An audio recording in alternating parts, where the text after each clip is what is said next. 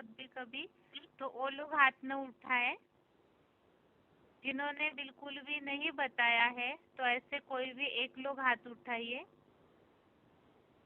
जिन्होंने सार बताया नहीं लेकिन रेडी किया हुआ है तो वही लोग हाथ उठाइए। प्रश्न जरूर ध्यान से सुने क्योंकि समय कम है।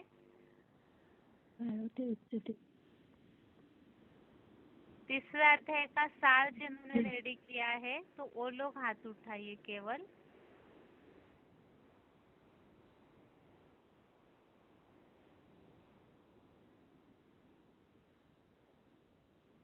जो बता चुके हैं वो लोग नहीं हाथ उठाइए, जो नहीं बताए वो लोग हाथ उठाइए।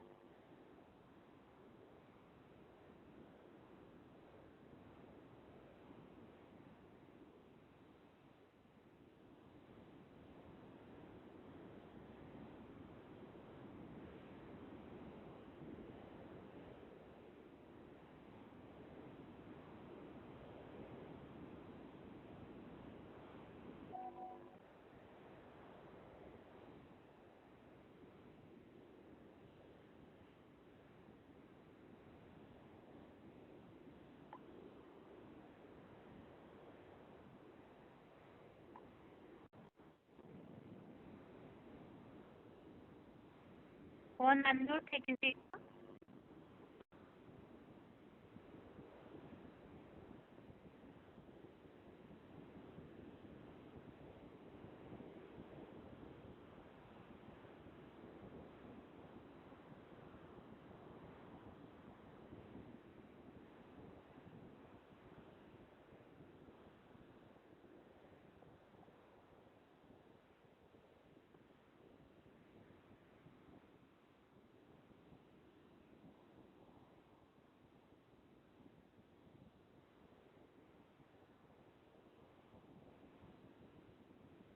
फोन अनम्यूट है किसी का?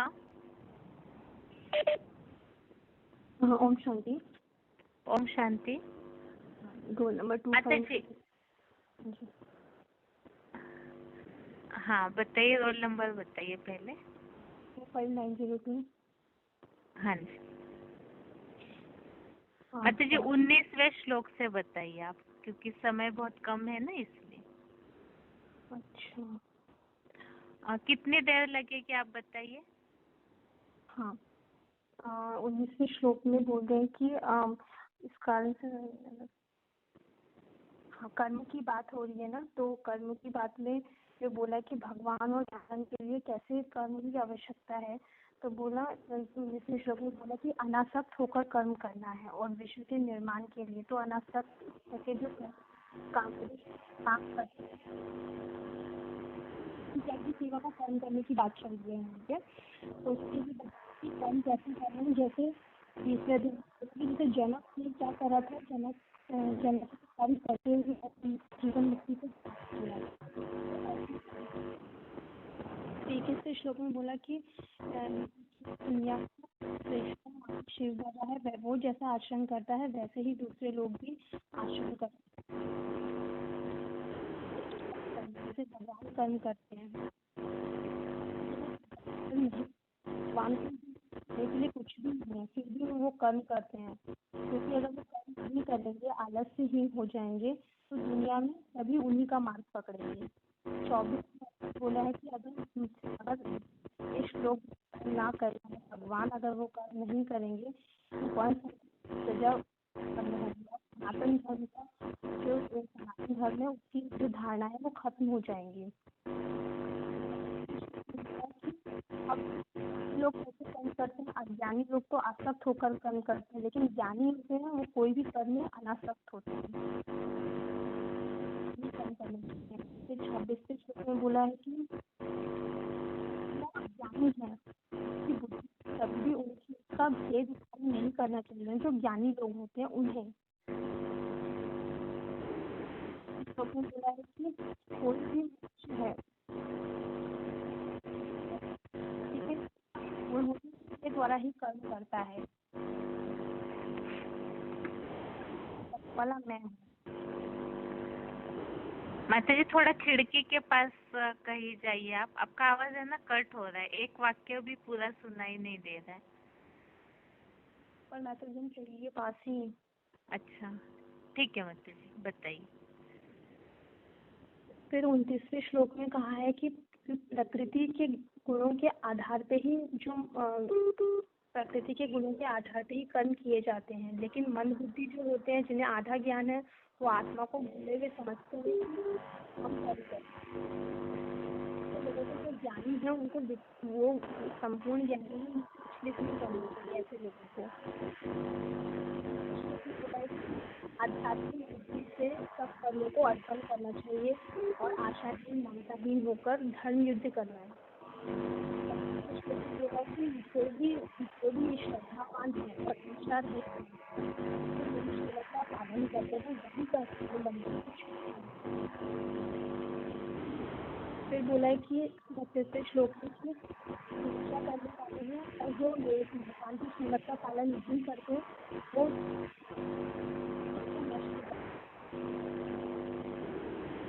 श्लोक में बोला है कि जो ज्ञानी है या अज्ञानी है वो सभी अपने पूर्व जन्मों के अनुसार ही कर्म करता है। तो ज्ञानी को क्या अज्ञानी को क्या तो ज्ञानी को भी नहीं रोक सकेगा क्योंकि सब अपने स्वभाव के अनुसार जाते हैं कि उनके पूर्व जन्म का स्वभाव के अनुसार।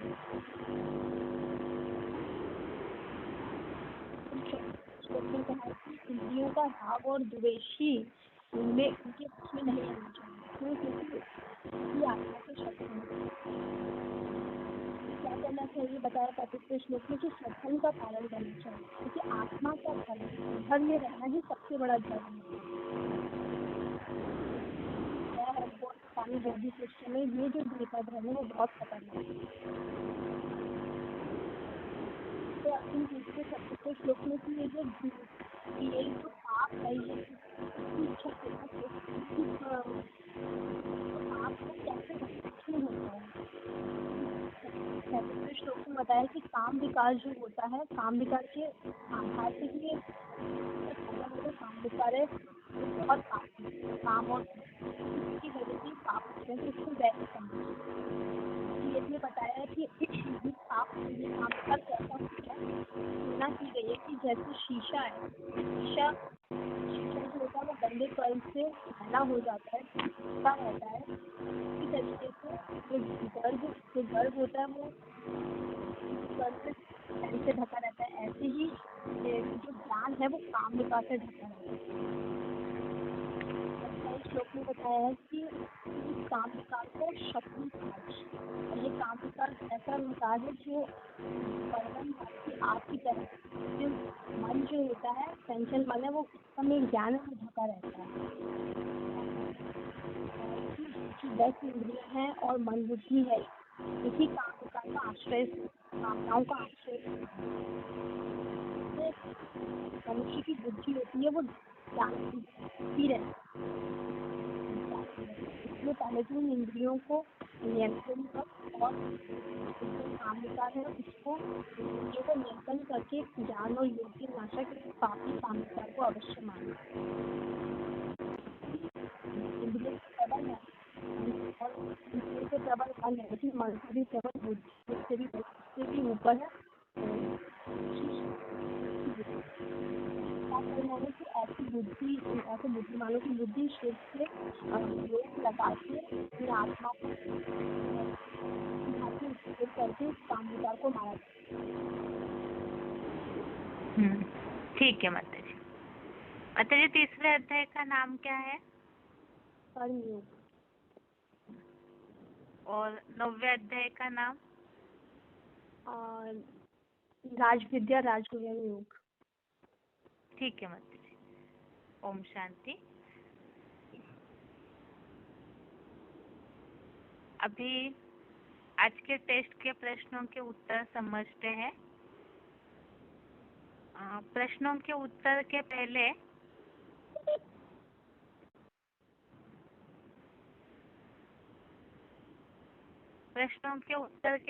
एक सूचना है।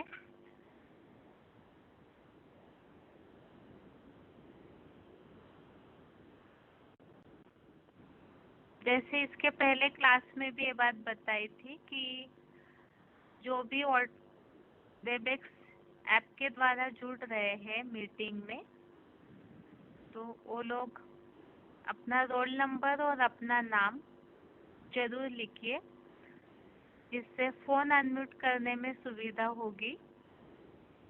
कई बार ऐसे हो रहा है कि कईयों ने अपने जो कांटेक्ट है उसमें कोई सिंबल डाला है, कोई कुछ टाइप किए हुए हैं, तो कई बार कईयों का सेम भी रहता है कांटेक्ट में। जैसे किसी ओम शांति लिखा है, कईयों ने PBK लिखा है, ऐसे अलग अलग। तो इससे फ़ोन अनम्यूट करने में असुविधा हो जाती है। तो इसीलिए ये समस्या न हो और सभी को ही मीटिंग में या तो जो टेस्ट चल रहा है, ताकि हमारी प्रैक्टिस हो जाए कोर्स बोलने की, निडरता आए, तो इसका सभी को फायदा हो। इसीलिए आप सभी इस बात का जरूर ध्यान रखिए। अगली बार मीटिंग में जुड़ने तक आप अपने कॉन्टेक्ट का नाम चेंज कीजिए, अर्थात अपना नाम और अपना रोल नंबर जरूर डालें। और इसके अलावा अभी टेस्ट संबंधित बातें, अभी तक जैसे कि हम हर टेस्ट के बाद लास्ट के 10 मिनट में तीसरे अध्याय का सार देख रहे थे, क्योंकि तीसरे अध्याय की रिवीजन चालू थी। अभी अगले टेस्ट से दूसरा अध्याय तो अभी ही शुरू हुआ है, तो रिवीजन तो पूरी हुई नहीं।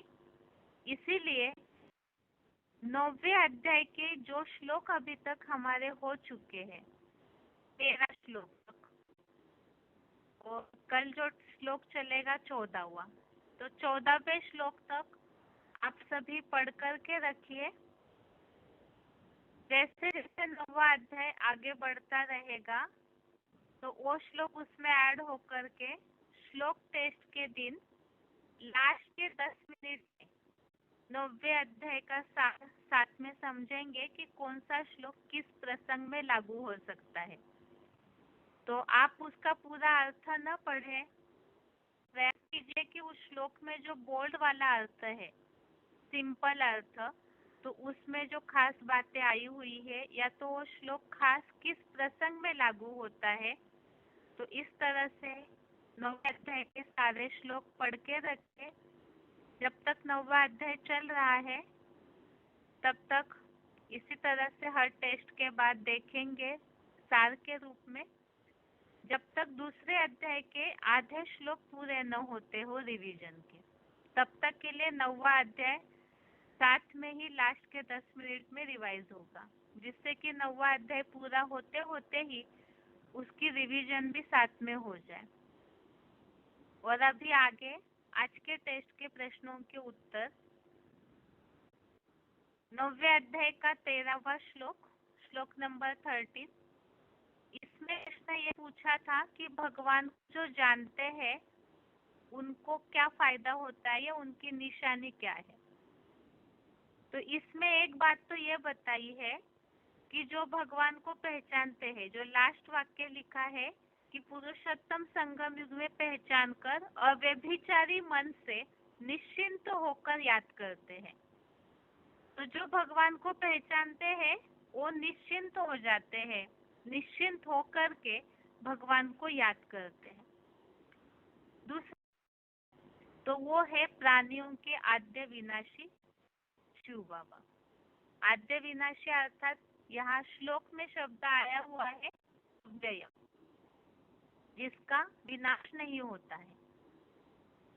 और दूसरा प्रश्न, यहाँ पर जो भगवान का सहारा लेते हैं, वो किसका सहारे की बात यहाँ आई है। जो यहाँ उल्लेख आया है दैवी परा प्रकृति के आश्रित। दैवी परा प्रकृति किन्हें कहा गया है, तो परमपिता शिव जिस तन में प्रवेश करते हैं, वो शरीर जो है वो तो 5 तत्वों का है, लेकिन वो जो आत्मा है जिस तन का आधार लेते हैं परमपिता, वो आत्मा परे स्टेज में रहने वाली है। तो ऐसे साकार मुकर्रर तन का अर्थात दैवी परा प्रकृति के आश्रित कौन आश्रय लेते हैं? तो रुद्रगण रूप महात्माएं। और उनका रिजल्ट बताया, वो उस शिव बाबा जो अविनाशी है उन्हें पहचान कर अव्यभिचारी मन से निश्चिंत होकर याद करते हैं। इस श्लोक में जो रेफरेंस लिखा हुआ था 9वें अध्याय का ही, जो नहीं पहचानते हैं वो पतित हो जाते हैं और जो पहचानते हैं वो निश्चिंत मन से याद करते हैं। श्लोक है, महात्मा नस्तु माम पार्थ दैवीं प्रकृतिमाश्रितः भजन्त्या अनन्य मनसो ज्ञात्वा भूतादिम अव्ययम्। और अभी दूसरे अध्याय के श्लोक,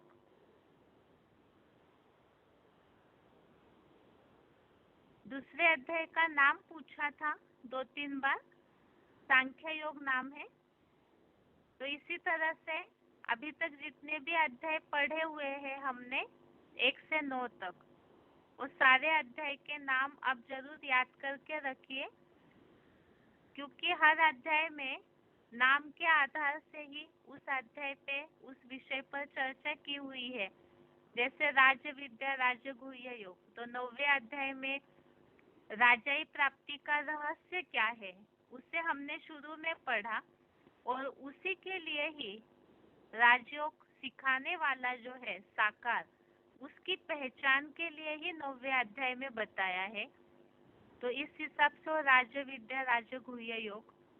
और ये दूसरे अध्याय का पहला श्लोक, इसमें यह पूछा था अर्जुन दुखी है, इसके लिए श्लोक में क्या शब्द आए हैं? तो वास्तव में सारे 4 श्लोक अर्जुन के दुख के संबंधित ही है, लेकिन यहाँ जैसे दुखों के लिए स्पष्ट शब्द जो है करुणा से भरे, अश्रुपूर्ण व्याकुल नेत्रों से, और विषाद युक्त, विषाद अर्थात दुख, तो विषाद युक्त अर्थात अर्जुन दुखी है। दूसरा प्रश्न यह पूछा हुआ है, पुरुषार्थी जीवन में दुखी होने की स्टेज क्यों आती है, दुखी क्यों होते हैं? यहाँ श्लोक में आया हुआ है, संबंधियों के मोह में करुणा से भरे। तो संबंधियों के प्रति जो मोह होता है, आसक्ति, उसी के कारण दुखी होते हैं। और इस श्लोक के लिए ये पूछा था, जैसे 4 श्लोकों के लिए पुरुषार्थी जीवन में ये श्लोक किस प्रसंग में उपयोगी हो सकते हैं? तो यहाँ ये श्लोक में जो उल्लेख आया है, संबंधियों के मोह के कारण दुख होता है। तो ये बात याद रख सकते हैं कि अगर दुख की स्टेज है, अवस्था डाउन हो रही है, मतलब कहीं ना कहीं बुद्धि फंसी हुई है। तो इसीलिए ही जैसे रोने जैसी अवस्था हो जाती है, बहुत ज्यादा ऊपर नीचे स्थिति हो जाती है, तो उसके लिए ये श्लोक में उल्लेख है। और जैसे श्लोक समझते समय भी हमने समझा था, अश्रुपूर्ण अर्थात आंसुओं की स्टेज तब आती है जब बहुत दुखी है, और मुरलियों में तो बोला हुआ है रोना अर्थात खोना, संगम युग की जो ऊंची प्राप्ति है उससे वंचित हो जाते हैं। और श्लोक है, संजय उवाच तम तथा कृपया विष्टम अश्रुपूर्णा कुलेक्षणम विषिदंतमिदं वाक्यम उवाच मधुसूदन। दूसरा श्लोक है, इस श्लोक संबंधित ये प्रश्न पूछा था, स्वर्ग में न जाने की स्टेज के लिए श्लोक का उल्लेख आया हुआ है। तो यहाँ जो उल्लेख है, असमय में अनार्य सेवित, स्वर्ग में न ले जाने वाली यह सामाजिक अपकीर्तिकारक मलिनता क्षत्रिय होते हुए भी तुझे कहाँ से आ गई? तो स्वर्ग में न जाने की स्टेज कब आ सकती है? जब असमय में, अर्थात पुरुषार्थ तो कर रहे हैं और पुरुषार्थ करते करते अचानक ही युद्ध से पीछे भागने की स्टेज होती है, जो बताया अनार्य सेवित, जैसे अनसुधरेले लोग हैं, तो वैसी स्थिति जब आती है तो उससे सामाजिक अपकीर्तिकारक मलिनता, ऐसी अपकीर्ति हो जाएगी, ऐसी स्टेज जो है उसके लिए बताया कि क्षत्रिय होते हुए भी तुझे कहाँ से आई। और एक प्रश्न ये पूछा था कि यहाँ युद्ध की जो बातें श्लोक में चल रही है, तो युद्ध कौन सा है और यहाँ कौन से अर्जुन की बात है। तो श्लोक या ये अध्याय जब हमने समझा था उस समय ये बात समझी हुई है पॉइंट्स के आधार से।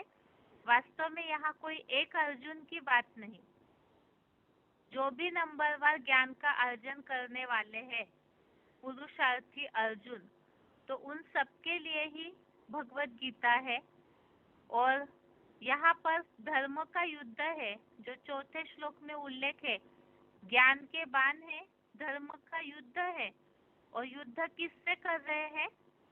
यहाँ श्लोक में तो उदाहरण दिया भीष्म पितामह, द्रोण जैसे बाबा है, द्रोण जैसे प्राचार्य, तो यहाँ उनका नाम बताया हुआ है।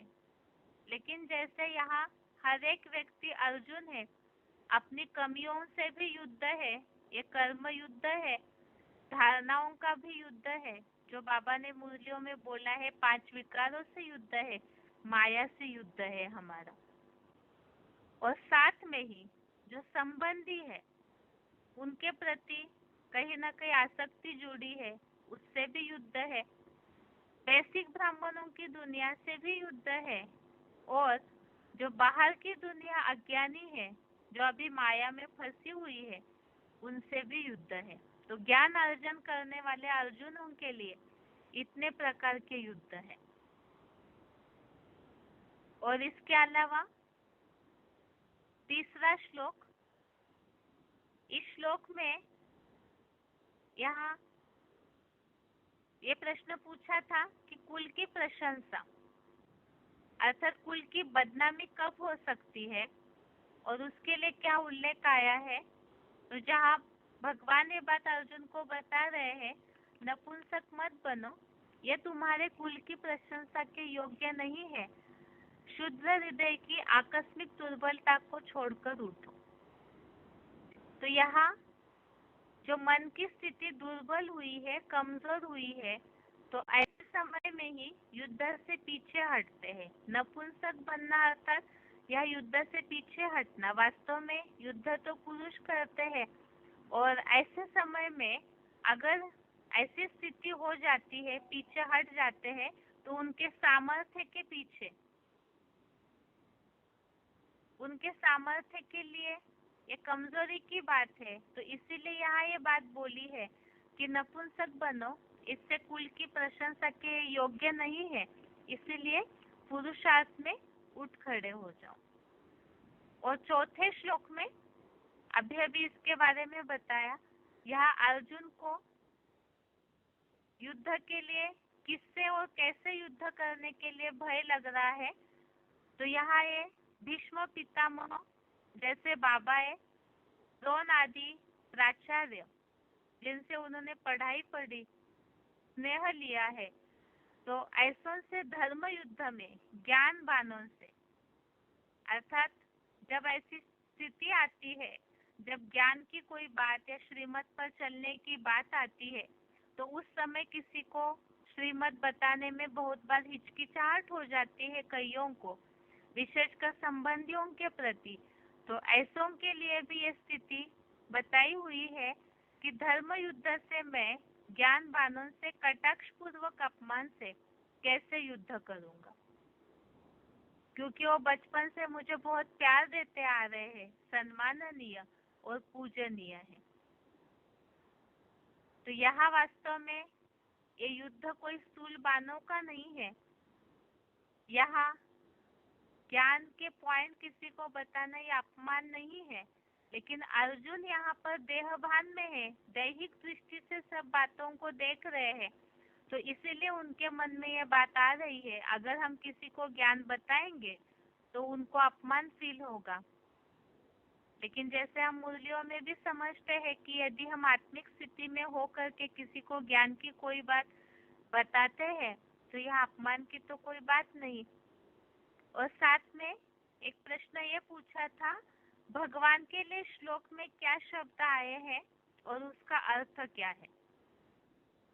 तो पहले श्लोक में और चौथे श्लोक में भगवान के लिए शब्द आया है मधुसूदन और उसका अर्थ है मधु जैसे मिठास भरे काम के हंता शिव बाबा। तो काम के हंता अर्थात काम विकार को मारने वाले, ये हो गया मधु जैसे मीठे काम के हंता। दूसरा शब्द ये पूछा अर्जुन के लिए श्लोक में क्या शब्द आए हुए हैं। तो अर्जुन के लिए एक तो दूसरे श्लोक में शब्द आया हुआ है अर्जुन। तीसरे श्लोक में शब्द आया हुआ है पार्थ। पार्थ अर्थात हे पृथ्वीराज। और तीसरे श्लोक में ही अर्जुन के लिए और एक शब्द आया है परंतप अर्थात हे शत्रुतापी। और भगवान के लिए चौथे श्लोक में एक शब्द आया हुआ है अरिसूदन अर्थात हे कामारी मर्दन। इस तरह से ये दूसरे अध्याय के सारे श्लोक पुरुषार्थी जीवन में जहाँ डाउन अवस्था है, मोह के कारण या तो पुरुषार्थ करते करते स्थिति परिस्थितियों के कारण भी पुरुषार्थ छोड़कर भागने की इच्छा होती है, ज्ञान छोड़ने की इच्छा होती है। कई बार निश्चय अनिश्चय के चक्र में बहुत चलते हैं मोह के कारण या स्थिति परिस्थितियों के कारण। तो उसके लिए ही ये दूसरे अध्याय के सारे श्लोक है। तो उस समय के लिए श्लोक याद रखने चाहिए। इस तरह से आज की श्लोक टेस्ट संबंधित प्रश्नों के उत्तर हो गए। आज के लिए गीता क्लास यहाँ तक ही। ओम शांति।